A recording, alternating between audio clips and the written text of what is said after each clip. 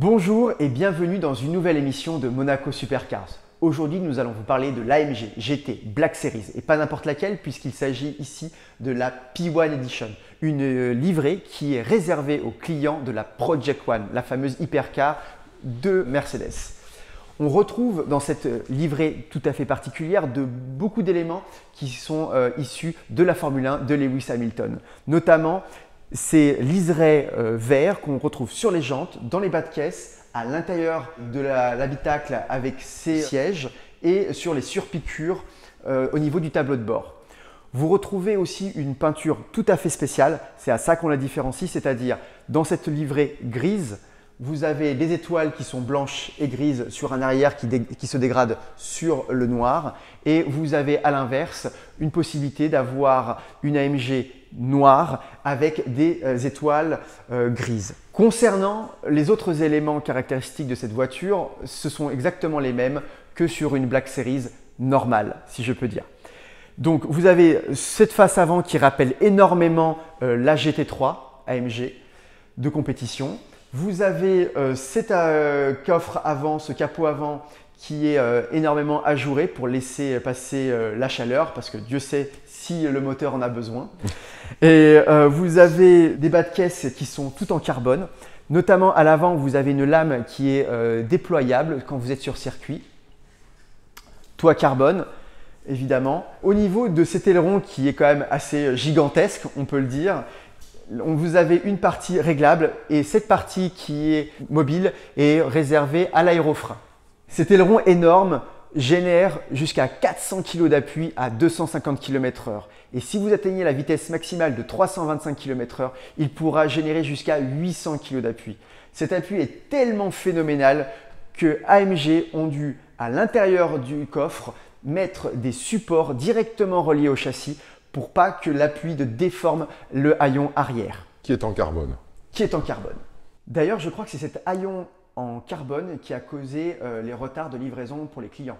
Tout à fait. Entre autres, il n'y a pas que l'aileron, il y a aussi les problèmes de boîtier électronique, enfin de puces électroniques et ça concerne beaucoup de marques aujourd'hui pour les livraisons des véhicules.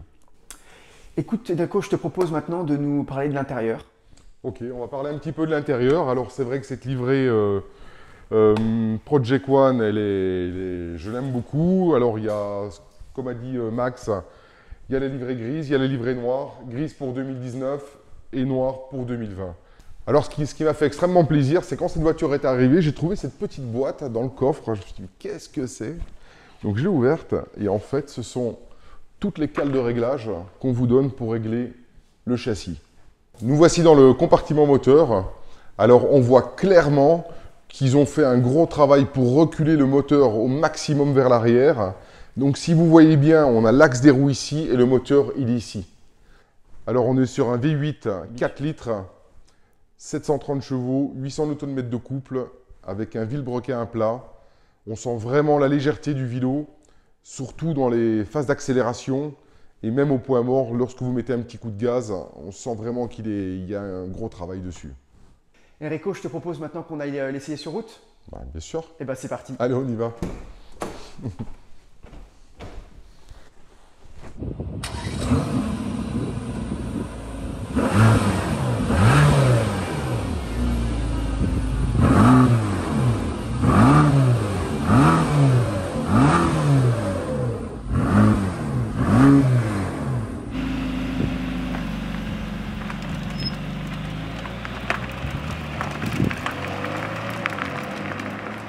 Alors nous voilà dans l'AMG GT Black Series Edition 1 pour ses premiers tours de roue parce qu'elle n'a pas encore beaucoup de kilomètres. Elle a combien de kilomètres là? Elle a 200 km. 200 km. Donc là, elle est toute neuve encore. Donc on a un rodage de 1500 km à 4500 tours.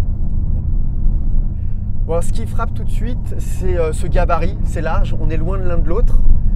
D'ailleurs, on avait mis la voiture juste à côté de la Senna et on avait vu que la Senna était moins large que cette voiture.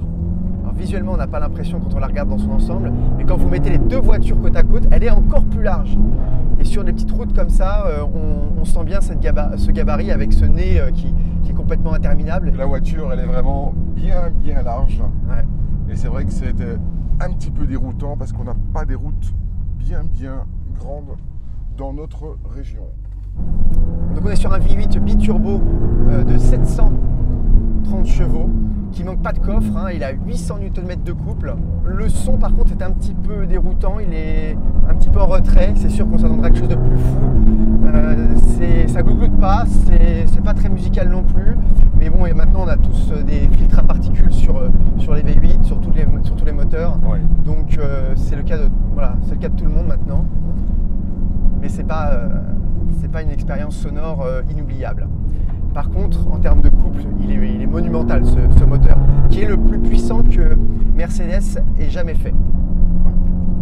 Ouais, elle fait 800 Nm de couple, la voiture, c'est beaucoup. Et ce que j'ai beaucoup aimé, c'est qu'en fait, quand tu roules, tu as l'impression que le moteur, il est là. Donc la voiture, elle est vraiment bien équilibrée. On a pesé la voiture. Alors avec un demi-plein, on est arrivé à 1608 kg. Donc c'est une voiture qui fait 1630 kg, tout plein fait. Alors clairement, la voiture, elle est bien équilibrée. J'aime beaucoup la position de conduite. Ouais. J'aime beaucoup rouler sur les roues arrière. On roule un petit peu, je sais pas, on voit tout ce capot qui se déplace. Et c'est vrai que c'est très agréable. On a l'impression d'être dans la patte mobile avec Ouais. ce capot interminable, être assis sur le train arrière. Bon, par contre, dans les épingles, tu es obligé d'y aller un peu mollo quand même, Ouais. parce qu'on ne voit pas beaucoup ce qui se passe devant. C'est vrai que les V8 comparés aux flat, par exemple, de Porsche, ça te donne énormément de couple. Et ce qui est surtout impressionnant, c'est vraiment cette légèreté au niveau du vilebrequin. C'est-à-dire que tu mets un coup de gaz à l'arrêt, la voiture, elle ne bouge pas d'un millimètre. Et en fait, c'est ce que ça me rappelle comme voiture. Exactement, c'est le Carrera GT, quoi. Le Carrera GT, ça fait vraiment cet effet. Un peu plus sur le Carrera GT, mais franchement, chez Mercedes, ce qu'ils ont fait là, c'est un gros travail. C'est pas que de l'esthétique, c'est du châssis, du moteur, la boîte.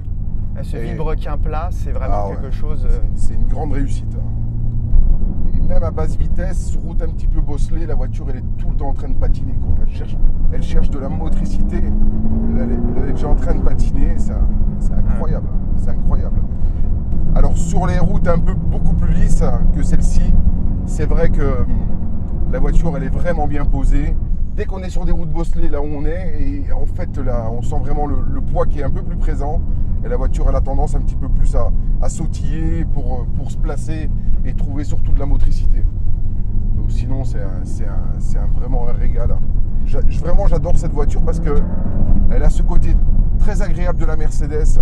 C'est-à-dire, si tu es en mode confort, ben, c'est une vraie berline. Et dès que tu veux commencer à ressouiller avec, eh ben, y a du châssis, il y a vraiment une rigueur au niveau du châssis qui est très agréable. C'est vrai que c'est la première fois, on va dire, qu'une Mercedes m'emballe au niveau de son châssis. Donc vraiment, on n'est pas là avec un espèce de mammouth et avec des transferts de masse qui sont très présents. Là, on sent quelque chose de très bien maintenu, très bien suspendu. Et on a aussi, comment dire, un confort qui est absolument incroyable. Le compromis efficacité, motricité et confort, il est absolument exceptionnel.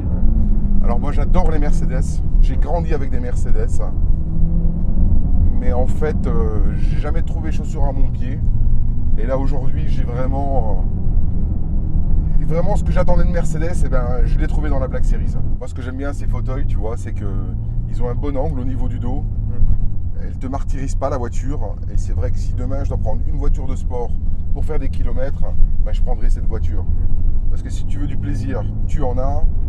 Si tu veux être en mode confort, ça fonctionne aussi. Après, au niveau du bruit, ben, le bruit, écoutez, on est génération filtre à particules, donc c'est inévitable, on ne peut rien faire, hein, c'est comme ça. Bon, après, il va sûrement y avoir des préparateurs qui vont nous faire des petites lignes d'échappement. À voir. À voir. Alors, ce qu'on sent aussi, c'est cette attaque au niveau du freinage. Ouais. Beaucoup d'attaques dans la pédale. Ouais. J'aime beaucoup. Et franchement, les cérames, ils marchent vraiment bien. Hein. Une fois que tu les as chauffés, vraiment Ah, c'est un bon mordant. Hein. Tu sens il y a un bon mordant. La voiture, elle se pose en plus, elle bouge pas, quoi. Au niveau de la direction, comment tu la sens Bah écoute, beaucoup de précision dans le train avant. Le châssis, il est vraiment bien. La voiture, elle se place bien. Il faut s'habituer à rouler avec ce long capot. Parce qu'en fait, l'arrière, il passe beaucoup plus vite qu'une autre voiture. Parce que tu es assis sur le train arrière. J'aime beaucoup ça. Qu'est-ce que c'est bon. Ah, ce couple, il est vraiment présent dès les plus bas régimes. On a 3000 tours, hein. Ouais. C'est ça qui est fou. Ça me fait travailler la nuque. Hein. La voiture, elle cherche tout le temps la motricité. Alors on est sur les fameux Michelin Cup 2R. Il faut bien les chauffer.